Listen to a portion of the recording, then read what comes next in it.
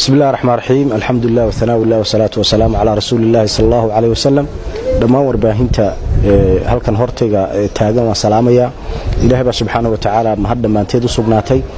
intaasi kadib run ahaantii maanta waxa ay kelmadayda shirkayga jarayd u daaran yahay oo aan kaga hadli rabaa dhowr arrimood oo run ahaantii u baahnaa inaynu ku baraarujino guud ahaan caalamka gaar ahaan waxa weeye shacbiga reer Somaliland qodobka koobaad waxa weeye dalkan jamhuuriyadda Somaliland waa dal run ahaantii usul maraaxil badan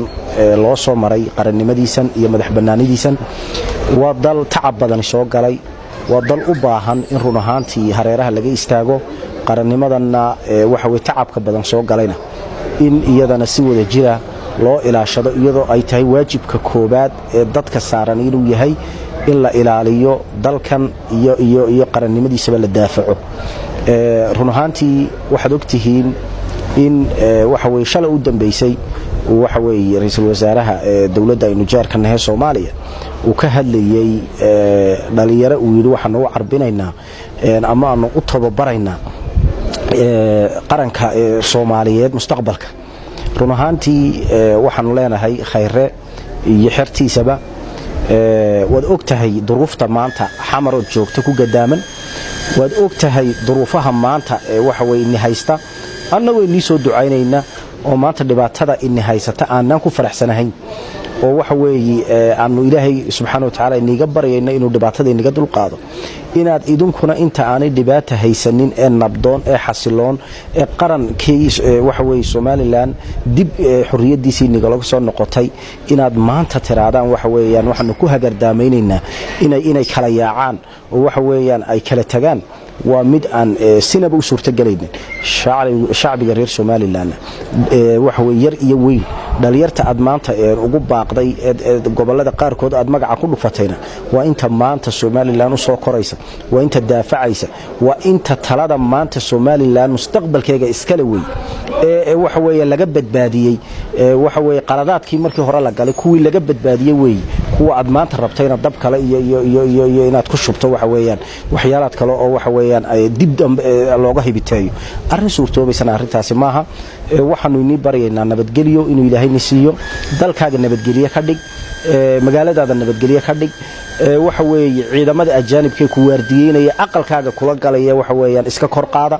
inta maanta ku haysata waxa weeyaan kuma faraxsanin dhibaato inay haysatay laakiin waxa weeye ha ku faraxsanaanina ama inayna in dhibin in anaga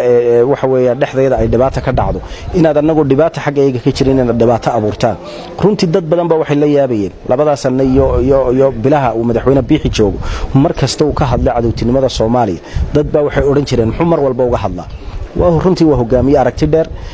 waa hogaamiye og waxa ay ku foogay yihiin dawladda waxa la yiraahdaana ama xukuumaduna xogta iyo warka ay hesho dadka suuqa joogaya shacabku ma helaan marka xogtii maalinta oo ma labada sano uu ka digayay madaxweyne biixiyo iyo wasiirkiisa dakhliga oo u dambeeyay ka hadlay waa taa shalay ay soo ifbaxday iyadoo waxa weey ay soo daahirtay marka waxaanu shacbiga reer Somaliland dhalinyaradeeda ku boorinaya inay nabadgelyadooda ilaashadaan wuxuu iniga qaaday ma jirto wuxuu ini yeeli karaana ma jirto waxaad uga baahantiina ma jirto waa se inii digay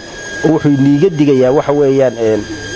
inaad qarankiina Somaliland hagardaamiysaan oo waxa weeye qarankiina Somaliland ee maanta taaba galay inaad waxa weeye sida uga xun yihiin bay inii sheegeen marka uu inii digay wax dhibaato ay nimu geysanin taana waxaan leeyahay run ahaantii khayr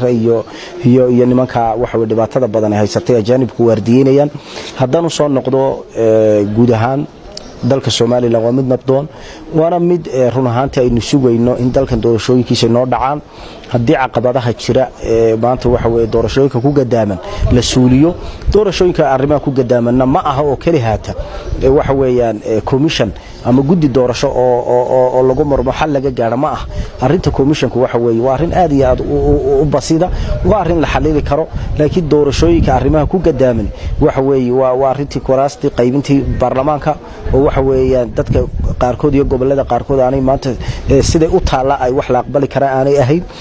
waxa ku gadaaman waxa dhaqaale la'aan baa jirta diiwaangelin iyadina u baahan waxyaalaha badan oo dalkan waxa kale oo ku jirta iyadana dagaalada wax weeyaan siyaasiga laynagu hayo oo iyaguna il gaara iyo fiiro gaara u baahan in iyagana la suuliyo waxyaalaadkaas oo badan ayaa inagu gadaaman marka waxa weey taana khayr badan ayaanu ka rajaynaynaa waxa qodobka saddexaad ee raba inaan ka hadlana waxa weey waa xiriirka ama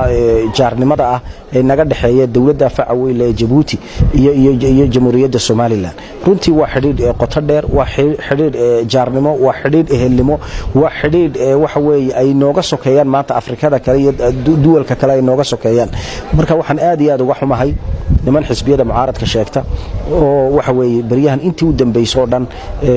ay Soomaaliland ay carabka mar walba la dhacayaan Jamhuuriyadda Djibouti iyo madaxweynaha Ismaaciil Cumar Geelle waxa run ahaantii shacbiga reer Soomaaliland uga tacsiyadeynayna iyo shacbiga reer Djibouti waxay dhagahoogaas ay maqleen waxana leeyahay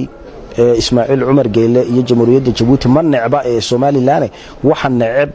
Ismaaciil Cumar Geelle iyo Jamhuuriyadda Djibouti waxa weeyaan axsaabta mucaaradka Soomaaliland marka taana waxaan leeyahay dawladba u xil saaran xiriirka dawladnimo ee Soomaaliland iyo dawladaha jaarka iyo kuwa kale naga shisheeyeen aan jaarba ahayn xukuumadda u xil saaran xukuumadana waxa weey u igman inay shacbigeega waxa weey ku wacyi geliso kolba xiriirka dawladdu halku marayo misuuqa joogo xisbi sheeganay mikrafoon la cararayay masuul kama aha shacbigana kuma matalo shacbiga reer Djibouti iyo dawladda Djibouti waxaanu leenahay waxaanu la qabna maaha waan idinka tacsiyadeynayna cadawna Soomaaliland maaha Ismaaciil Cumar Geelle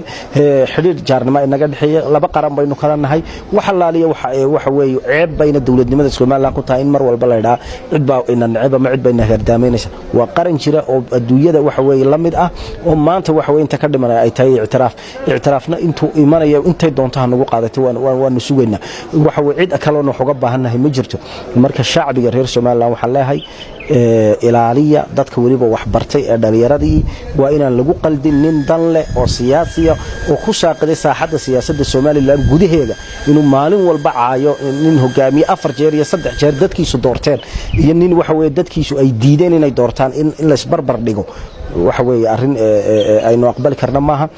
inuu waxa weey ku caytama mar walba isagoo qaran Soomaaliland aan cidna u matala aan jirin inuu mar walba Jamhuuriyadda Djibouti iyo madaxweynaha afka la dhaco waxaan mar labaad ku celinayaa Djibouti iyo Ismaaciil Cumar Geelle ma necba Soomaaliland waxa Djibouti iyo madaxweynaha Geelle ba necb waa axsaabta mucaaradka Soomaaliland guul iyo gobonniman u rajaynayaa shacbiga reer Soomaaliland